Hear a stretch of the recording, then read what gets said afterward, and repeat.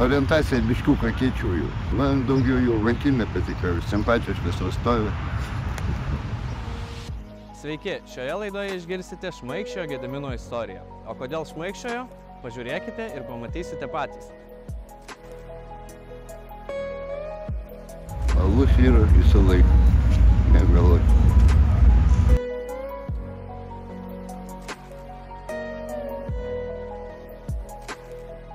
Aš kaip milijonierius, kaip dabar.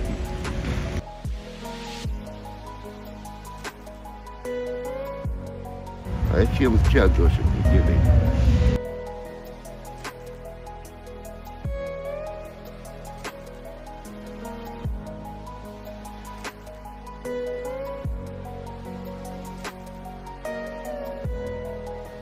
Aš galiu jūs laiko pakviesti, pakepsiu. Taip.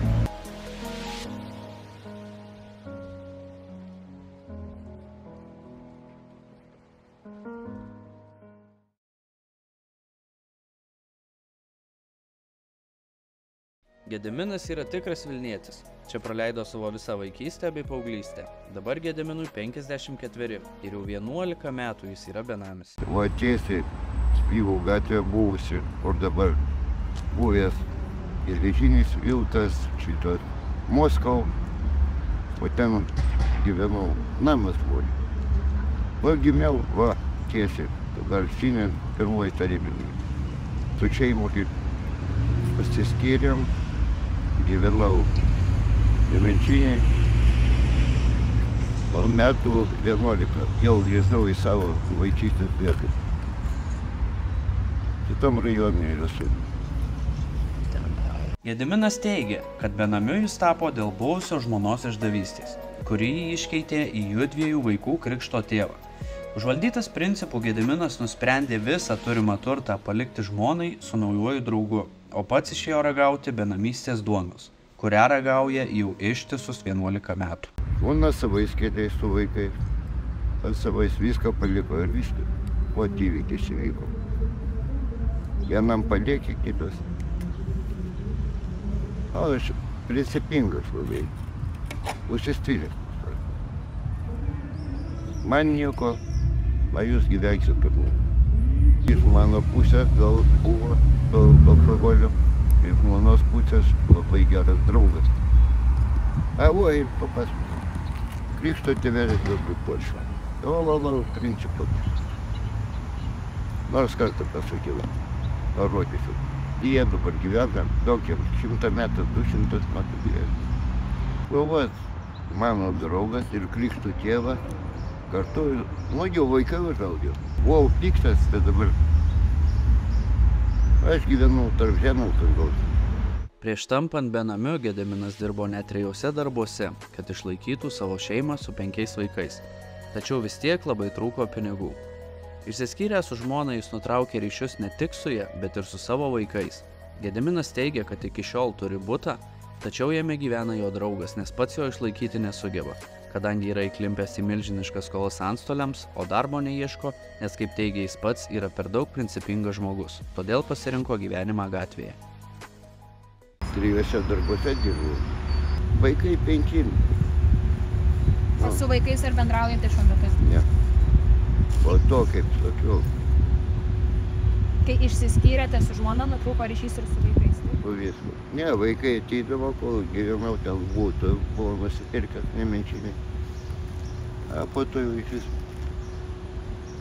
Tai jūs turėjot butą Nemenčinėj, kaip sakiau? Taip, tas, kur atidaviau kapeiką, už paskutinės tenais nusipirkėjai. Tai kaip suprantu, buto praradot Nemenčinėj, ar ne? Ne, iki šiol yra, bet aš negyvenu. O kas ten gyvena tam bute? Draugui palikau. O kodėl jūs ten negyvenate? Darbo nėra, nieko nėra. Elementai paduoti. Aš kaip milijonierius kaip dabar. O pavyzdžiui, mokykloje, kai buvote paauglys, kaip mokinotės, gerai mokinotės? Ar... Na, vidutiniškai. Krepšinį gerai daugiau. Krepšininkas buvot? Tai buvo 23 mokyklų. Dabar Ąžuolo nežinau. Einu, praeinu gimnaziją ar kaip ten įpėšinu. Bet visi pažįstos, kol susitink. Kas padeda? Draugai padeda. O brolių seserų ar turite? Ne, aš vienu. Mama numirusi nuo vėžio, o tėvų užmušo. Su pamotė gyvenau. Gediminas neslėpė, kad vartoja alkoholį kiekvieną dieną, tačiau ne stipriuosius gėrimus, o alų. Gediminas vartojo alkoholį ir prieš tampant benamiu, tačiau tvirtina, jog ne dėl alkoholio pasirinko gyvenimą gatvėje. Paklausus, ar buvo susidūrę su narkotikais, Gediminas tvirtina, kad niekada nėra bandęs ir tikrai niekada nebandys. Balus yra visą laiką. Negalvoju. Nereikia man sakyti. O sakykit, narkotikus ar vartojate? Ne, niekados nebandžiau ir nebandysiu. O prieš tampant benamiu minėjot, kad vartojat alkoholį, taip? Taip. Vartojau, nieko nesakau. O daug vartojat ar? Kaip tokia jūsų po 100 gramų, po 200. Bet taip sakant, alkoholikas nebuvo, ar ne? Ne. Nu, aš dabar, vat, išgėręs. Alkoholikas, einu tiesiu. Panelės dasyvėje. Tai ką jums pasakyčiau? Tai galima sakyti taip, kad benamiu tapote dėl alkoholio. Taip, skyrybos su žmona dėl to įvyko? Nu, čia klausimas įdomus. Dėl alkoholio, ne. Alkoholį galima mesti, galima gerti. Žmona savo tarpu, aš savo tarpu. Per pusę galima imti. 505. Bet kokia pagrindinė priežastis, kad būtent tapot benamiu? Vien tik skyrybos su žmona? Ne. Vat principas. Grįžau vėl į savo vietą, kur gimęs, išgimiau. Palikau vat draugui, nors mano tas būtas, ir manęs negalės parduoti. Bet vis tiek aš važiuoju. Pasiims, kas nori, ten valstybė ar kas pasiims, medicina. Ir jau va, gyvensiu taip paprastai. O sakykit, kaip sutarėt su kitais benamiais? Gerai. Aš nieko nesakau. Jų teritoriją nelendu, kaip yra pasidalinę ten dar. Jie nelenda, kur aš lankioju, va, bonkė šitas, va, tuščias renku. Nesipyksta. Yra, kurie pykstasi tarpusai, ten mušasi, man taip. Kam aš nueisiu į Kudirkos gatvę ar tenais senamiestį, o jie ateis čionais.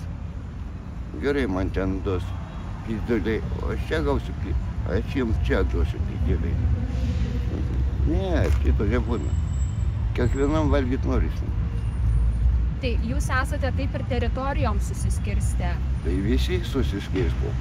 Nueikit tenais, į Partizankę, Čiurlionkę. Ten savo visi. Bet jeigu tu prie jų nelendi, jie prie tavęs nelišyčiau. Jie hierarchija. O konkurencija didelė, kad pavyzdžiui vienam rajone geriau, kitam blogiau? Čionais yra, kaip, vadinasi, brodas. Nu, jau nuo senų laikų, aš negimęs buvau brodukų. Konkurencija. Kokia konkurencija? Čionais, kaip aukso kasyklos galvoja, kad o, čia daugiau, ten daugiau, ten daugiau. Pas juos į senamiestį nueisim, mes galvojame, ten daugiau, ten daugiau, ten daugiau. Jokios konkurencijos čionais beveik nėra, bet kiekvienas galvoja, kad auksiniai kalnai. Nu, kaip Aliaskoje, aukso kasyklos. Maisto Gediminas gauna iš žmonių. Geri žmonės padeda maisto ten, kur žino, kad benamiai jį pasiims. Arba pakabina ant dar kitaip vadinamų katukų. Gediminas teigia, jog niekada nesinaudojo nakvynės namų paslaugomis ir to daryti nesiruošė, kadangi vasaros metu miega kur papuola, kaip pats sako, kad ir krūmuose, na, o žiemą, kad nesušaltų, priima geri draugai. Dažniausiai žmonės dar duoda. Taip. Bet eina išmetinėtis ir paimti prašym. Gal reikia ten tonelės, ar tenais kažkokį. O ne taip pat išmes. Arba pakabina ant katukų. O nakvynė, sakykit, kur jūs naktį leidžiat? Ar žemės ir dangaus. Svor pakliuoja. O nakvynės namais naudojatės? Niekada aš nesinaudoju. O kodėl? Yra gerų žmonių, yra gerų draugų ir jie aišku, vadina. O čia sakysiu, nei bomžas, nei valkatėlė, nei bradega, kaip rusiškai sakoma. Sako, padės galima. Žiemą išgyvensiu visą laiką. A vasarą jau krūmai ieško.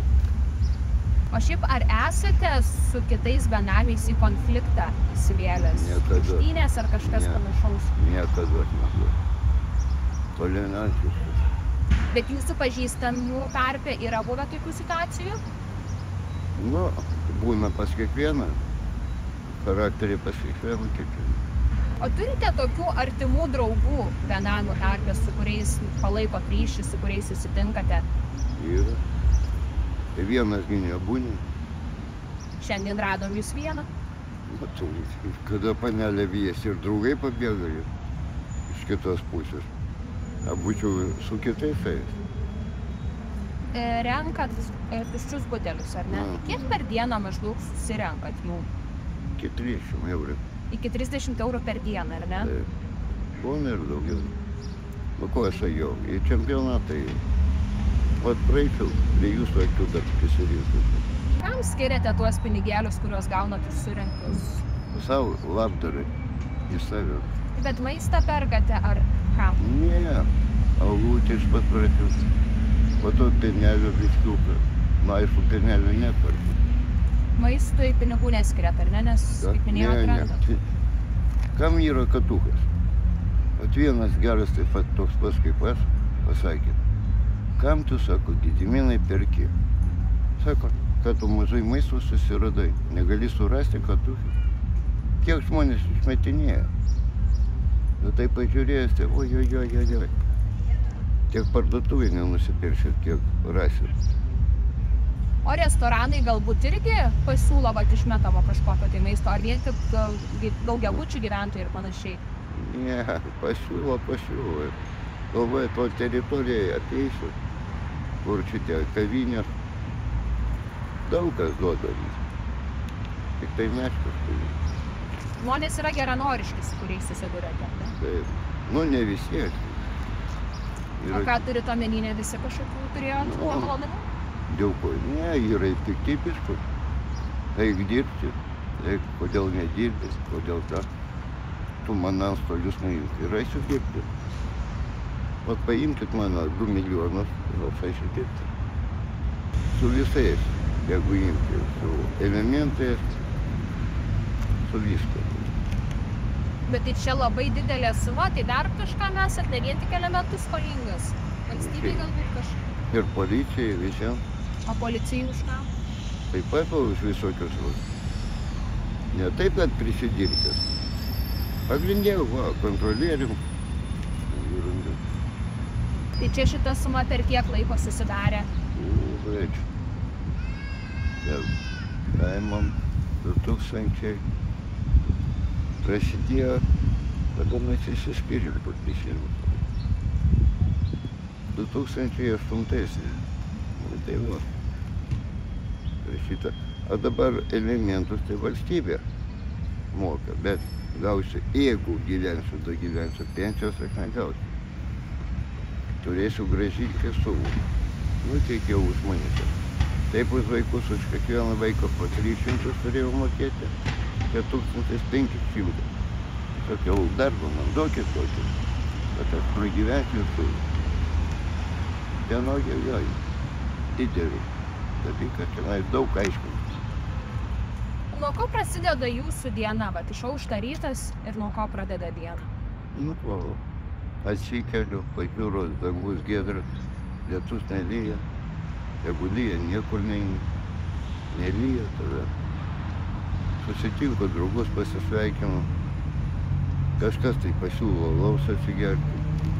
Iki ryto palaukiam 10, pas mane ten buvo, o dėl laukiam. Arba tai išsiskiriam visi. Vieni į savo rajoną, aš į savo, visą dieną ir iki vakaro. Alkoholį kiekvieną dieną vartojat? Alų kiekvieną dieną. O stipresnį alkoholį geriat, kur ne? Geriu, bet nelabai mėgstu. O būna, kad susiduria jūsų keliais su tais vadinamais narkomanais? Būna. Ir kaip jie elgiasi, neagresyvus? Dėl manęs kol kas nebuvo. jais taip pat draugiškai reikia būti. Jeigu juos užpuldysi, jie užpuldys tave. Tus pakainas, jas pakainas. Jas apskritai nesiskiria. Nereikia kliudyti žmogaus. Aš jų taip pat galiu užpuldyti, jūs man apdraskysit, ar po to kokius panelės susitiksiu, nesakys, va, tu turėjai panelę. O šiuo metu turit kokią gyvenimo draugę, ar esat vienišas? Ne. Aš jau toj pasidarysiu, nesakysiu žodžiais. Orientaciją biškiuką keičiu jau. O kodėl? Kad? Reikia jau. Atsibodo įprastai gyventi? Man daugiau jau vaikinė patika, simpatiškas vastoju. O sakykit... Jau pypsina man. Draugas galbūt jūsų? Tai va, mato mane jau visi. O ar turite prieigą prie medicinos paslaugių, ar nesinaudojate? Nesinaudoju. O jei kažkokia bėda, kažkur susižeidžiat, kaip gydotės? Pas su savimi. Ateina draugas, o toks va. Buskį duoda. Galvutę paglosto. O socialiniam paslaugomis ar naudojatės tokia kaip drabužių labdara? Ne, niekada neįsiu. Jūs esate labai principingas žmogus, ar ne? Nesinaudojate jokioj pagalbą? Žinot, vat jiems ir pasakykit, nueikit pasiimti drabužio kažką. Ir iš karto, nežinau, ko jums reikia prašyti. Jeigu drabužinės blusas norit gauti, tai vat pasiimkit. Kalėjime sėdėjęs esat? Ne. O čia taip atrodo, kad vos ne tų paniatkių vadinamų laikotės, kad neina ten. Čia tos paniatkės yra ar ne? Daug yra, bet mažiau sakysiu. O iš kur gaunate drabužius? Ką? Iš kur drabužius gaunate? Taip pat, žmonės atiduoja. Išplauti viskas. Atiduoja. Tinka, netinka, padėdė, kitas gal pasiimti. Tiko pasienė, kad gal patinka. Kaip supranti, šitam rajone jau žmonės galbūt jūs ir atpažįsta, ar ne? Nes nuo vaikystės žinai. O sutinkate draugų iš vaikystės, kurių gyvenimas kitaip pasisuko? Taip, aš sutinku ir tie pagelbėjo. Finansinę paramą suteikia ar drabužius, maistą? Žiemą, kur pernakvoti, viską man duoda. Vasarą aš niekur nerambau filmų. Galiu jų šašlyko pakviesti, pakepsiu. Rimtai? Pasakysit, kaip gyvena žmonės. Kai tapote benamiu, ar jautėtės psichologiškai prasčiau? Nežinai, negaliu pasakyti. Gal buvo kažkokia moterė, gal negaliu pasakyti. Per tiek laiko jau pripratot? Pripratau. Gal nuospaudų yra, Bet praėjo šitiek laiko, bet kaip matau, nuoskaudų vis dar turit visą. Savo dušų visi turi. Kaip jūs jaučiatės, kai bendraujate su žmonėmis, kurie nėra benamiai, kurie turi namus? Jaučiatės gal blogiau, ar jums nėra skirtumo? Ačiū dar pasakau. Eina tokie žmonės, eina pro šalį. Pamato, kad kas prisiprieinant, kad tai paduoda. Tai kaip nepasidėkosi, aš pasidėkosi. Ar turit kokių tai nors svajonių? Ką? Svajonę, ar turit? Lakūnų būti. Norit lakūnų būti? Nuo paauglystės norėjot, ar tik dabar kaip sugalvoju? Žinot, aš jums pasakyčiau, mano svajonė. Paauglystėje buvo. Senelių šalį. Mokytoja paklausė, sako, ko tu nori būti? Dirbti, sako, senelių šalį. Sako, kodėlgi dirbu? Sako, jisai vieną parą tik tai dirba, o visą metus ilsisi. Čia yra jūsų svajonių darbas. Va, tokį aš darbą dirbu. Tai dabar, jei tokį darbą jums pasiūlytų, iškart sutiktumėt. Taip. O tai jau tada antstoliai nebesvarbu. Nesvarbu. Ar yra šansų susirasti darbą? Kol tokias yra, galvojat. Taip pat eini dirbti. Na ir tik čia nelegaliai, bet pinigus susidirbinėjai. Man nenoriu tokių žmonių padvesti, bet kažkas tai. daug kas užsidirba. Tai kad gyventi kiekvienas nori.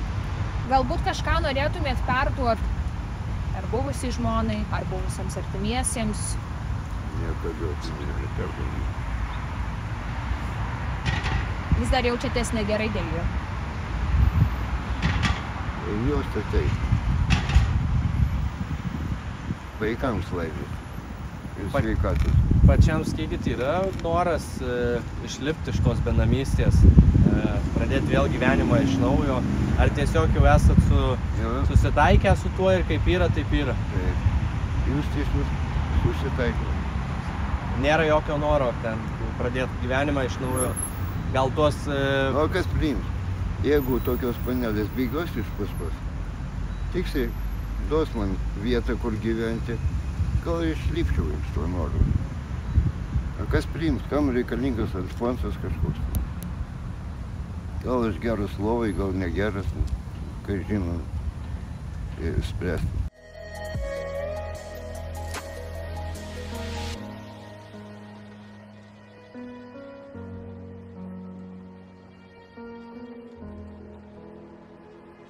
Tai buvo antroji šio sezono laida. Tikiuosi jums patiko, ačiū, kad žiūrėjote ir susitiksime kitose laidose. Nuoširdus ačiū seniesiems ir naujiesiems rėmėjams. Ačiū, kad prisidedate prie mūsų kuriamo turinio.